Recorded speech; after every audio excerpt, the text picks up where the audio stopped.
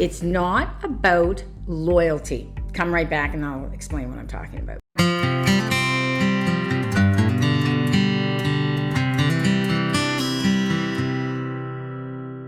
Hey Halifax, Brenda K here with the Halifax Home Selling Group and the sweet Miss Frankie. Thanks so much for tuning into my videos every week. If you find value in them, please hit subscribe and you get a new one every Thursday. So what am I talking about with loyalty? Okay, here's what I'm talking about. I'm talking about working with a realtor. Buyer's designated agency, what is it? What buyer designated agency is the Nova Scotia Real Estate Commission implemented and mandated these forms because prior to them, only sellers were represented in an agency relationship, which protects the seller. So what is an agency relationship? An agency relationship is made up of the fiduciary duties, which are disclosure, confidentiality, obedience, loyalty, and accountability. Those have to be taken really serious. So what we first do with you is we sit down and we have a form that's called Working with the Realtor. And we explain to you what a client relationship is. Here's one of the big things with it is people can hold you accountable. They can hold that agent accountable under the Real Estate Trading Act and the provincial laws of Nova Scotia. So I take this very seriously. So disclosure, anything that I can find out about a home that a buyer's going to be buying, that's my job to disclose it. I've had times where I disclosed something I found out and the deal fell apart.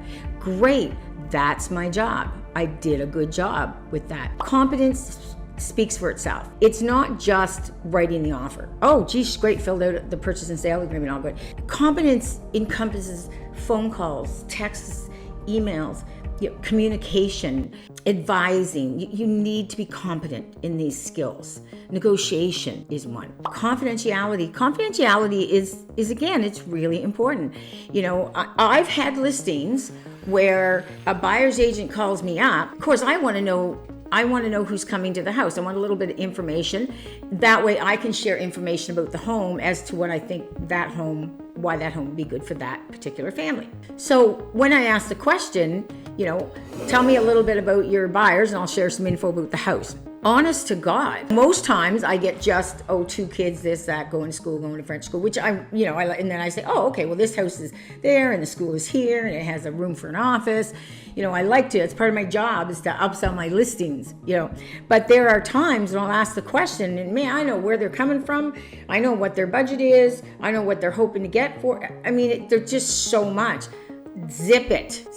Confidentiality. Obedience in regard to the law. So lawful instructions. So we are to obey lawful instructions. So there's times when how I work with my clients is I don't just say, I think you should do this, because that's not going to let them understand what's going on.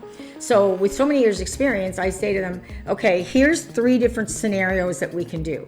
This is what's likely to happen in each of these scenarios. Which would you like to do? And then I obey their lawful instructions. I've got A, B, and C laid out, and I may think B would work a little bit better. And I would advise them that, of course, because I'm their agent. But they've told me to go with A, and I will obey their lawful instructions. Loyalty. Now, I'm not saying you can only be loyal to one client at a time because we'd all starve to death. When you're working with that buyer on a particular property, you're only loyal to him. It's tough sometimes because you'll get 2 buyers and they both like the same property. You can't be loyal to 2 buyers at the same time. So I would pass one off to another agent. But the loyalty that has to be shown to the client is utmost loyalty to them. Accountability. This one here is the one that really gets me because people love to give advice. As we all know, we have friends and family that are doctors, they're realtors, they're mechanics. They all love to give us advice. But here's the thing.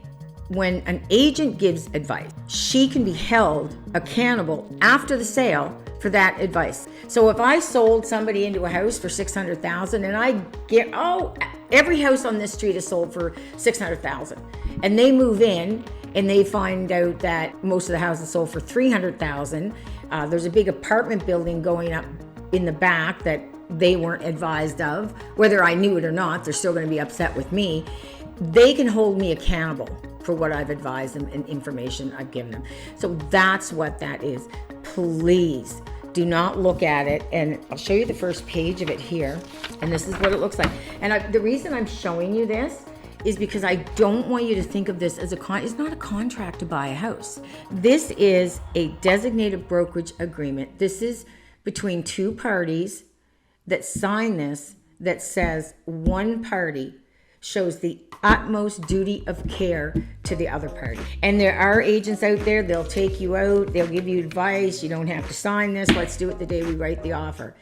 That's not what it was put in place for. That's not how I use it. And the reason is because I do really care that you can hold me accountable, because number one, I'm not perfect. I make mistakes. I've made mistakes in the past. So it is really, really important to do that. You know, on the second page, it does show where you're signing to give permission for the buyer's brokerage to invoice the seller's brokerage. And I mean, obviously, if I'm not smart enough to make sure I'm going to get paid for my work, you probably don't want me negotiating with you. But again, that's not the spirit of this agreement. And you know what? It's not about loyalty. It's not about loyalty at all. If I need you to sign something to stay loyal to me, I don't want to work with you. And if you think that I want you to sign over loyalty, like that I don't trust you, you probably don't want me as your agent. And you know, at the end of the day, well, you don't deserve me, because I work hard and I follow the rules and I follow the mandate, because when we're out there selling real estate, it's all about you. And our mission statement is clear as mud in our company. We are client service professionals. We excel offering superior service, and we trade real estate on your behalf. But the first thing we are is client service professionals. So I'm sure that you would agree that you are the most important party in this agreement. So that's what this is about. It's not loyalty.